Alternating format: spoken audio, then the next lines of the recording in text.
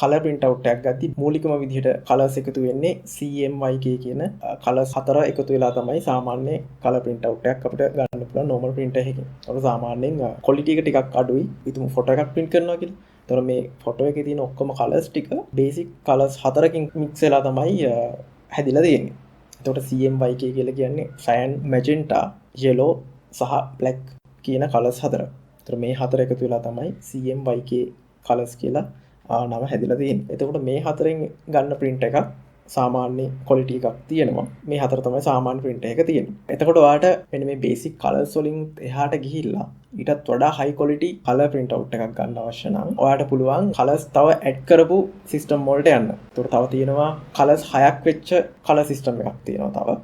එතකොට මේකට එකතු වෙනවා ප්‍රධාන කලර්ස් 4ට අමතරව light cyan එකයි light magenta කියන කලර් එකයි. එතකොට ඔයා කලර් print out එකක් ගත්තී මෙන්න මේ කියන අලුතෙන් එකතු වෙච්ච කලර්ස් දෙකත් එකතු වෙලා කලර්ස් ಜಾති 6කින් හැදිලා තමයි ඔයාගේ print out එක එන්නේ. එතකොට 4 කලර්ස් වලට සාපේක්ෂව 6 කලර් එකකින් ගන්න print out එකක් බොහොම ගුණාත්මක භාවයෙන් වැඩි. high quality වාට හොඳ color quality එකකින් print out එකක් ගන්න වාට හැකියාව තියෙනවා. ඒකත් ඔයාලට මදි නම් ඔයාලට යන්න පුළුවන් 8 to 12 color system වලට. 6 එකේදී තව add වුණානේ. එතකොට colors ಜಾති 8ක් 12ක් වගේ එන system තියෙනවා. මේවට තව colors ಜಾති add වෙනවා.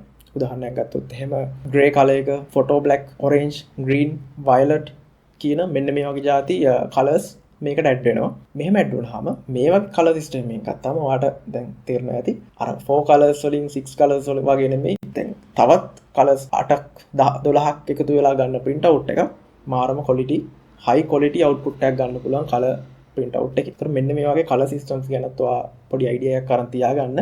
ඔයාගේ requirement එක අනුව එතකොට ඔයාලට තීරණය කරන්න පුළුවන් මොන වගේ කලර් සිස්ටම් වලට ඔයා යන්න ඕනද කියලා.